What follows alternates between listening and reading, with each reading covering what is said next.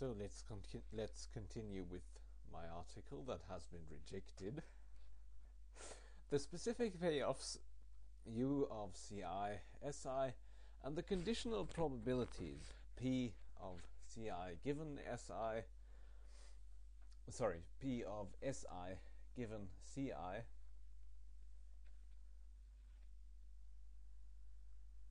was it right? Anyway, PSI given CI are also given in the matrix. The profit of an undisturbed heterosexual life in the homophobic environment is worth Y utility units, while the highest preference of the agent is to have a family larger than average, that is in this case one with the gay or crazy about men gene, an outcome worth X utility units, where X is greater than a Y. And this latter assumption is the only bit of arbitrariness in the model. I was often reproached for using or developing an arbitrary model, and I reduced the arbitrariness as much as I could, and now this seems to be the only arbitrary assumption. But this assumption is pretty justified, as I now explain. However, to take some survival risks and suffer hardships in order to increase the number of offspring sharing at least a part of one's genes seems a familiar, adaptive and uncontroversial presupposition, and it would only surprise if Y greater than X or equals X held true. We may thus calculate the expected utility values of our choices becoming straight and becoming gay. The expected value of becoming straight is Y times 1 minus R, the probability that the crazy about men gene is present in your family, given you decide to become heterosexual, It was in the table that I just presented in the last part. Plus X plus Y times R, and the expected value of becoming gay is Q times X, which allows us to infer that the expected value of becoming gay is greater than the expected value of becoming straight if and only if X is greater than Y divided by Q minus R. I just solved that inequality here.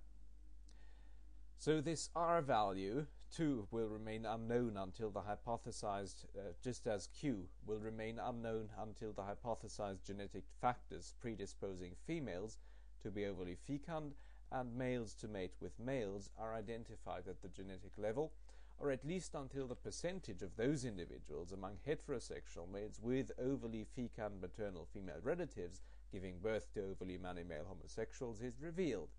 Kamperiucciani's evidence is, however, incompatible with R greater than Q, so that greater than Q or equals Q, so that R less than Q can be presupposed. This empirical constraint guarantees that if X is greater than Y divided by Q minus R, here you have Q is greater than R, so then here you will have some value between some positive value between 0 and 1,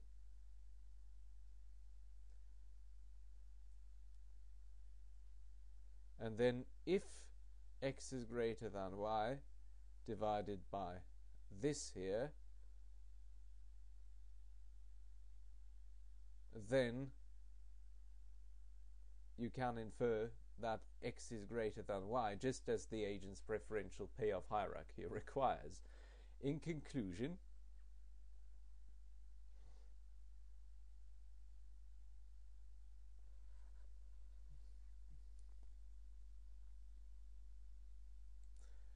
on the one hand, if we assume that X is greater than Y divided by Q minus R, the maximum expected utility principle of game theory will clearly recommend the agent to become homosexual, that is, to choose C2.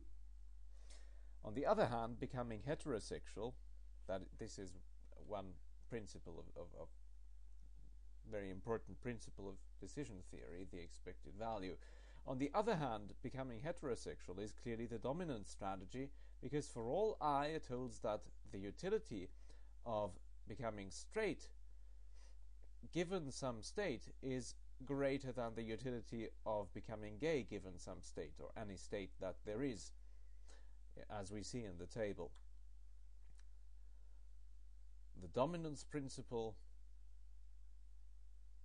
recommends that we become heterosexual. Here you see y is greater than 0 and x plus y is greater than x, and so whatever the state of the world may be, becoming heterosexual is better. We are better off when we become heterosexual than when we become homosexual.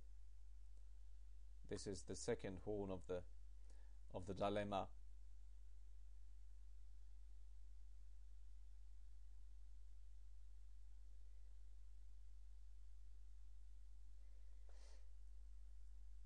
And where choices are causally independent of whether or not certain relevant states of affairs obtain, that is, where the choice is independent of whether or not the genes are there, it is often recommended to follow the dominance principle rather than that of maximum expected utility. The agent should become heterosexual, that is, choose C1. The two game theoretic or decision theoretic principles lead to different contradictory recommendations, quite analogous to those in Fisher's well-known smoking paradox. This at first sight purely decision theoretic, anthropically psychological dilemma reflects the substantial sociobiological problem or scientific problem here of insufficient information about the exact causal relation between female fecundity and male homosexuality. You do not know if there really is some crazy about men gene. Just the correlation between female fecundity and male homosexuality was found. To whatever degree human action may be free or indeterministic, the formulation of such mind-bending dilemmas should not leave unstirred issues that can, in principle, be settled through empirical methods. The dilemmatic problem is not merely psychological here or philosophical in nature. Another reproach, another reservation that people had recommended me to try a philosophical journal and publish it there, but no. The problem is deeply scientific. There is some lack of the explanatory theory has some deep flaws here. So to whatever degree human action may be free or indeterministic, the formulation of such mind-bending dilemmas should not leave unstirred issues that can in principle be settled through empirical methods. As I said, it's not merely psychological in nature, the problem, but emerges from and concerns the incompleteness of hard biological facts in Camperiochani. For example, the unknown exact location and identification of that gay gene. The only way in which, given this incompleteness, the dilemma does not arise at all is that the truth of x greater than y divided by q minus r can somehow be ruled out, but then at least this impossibility remains to be shown or supported. And no reviewer did that.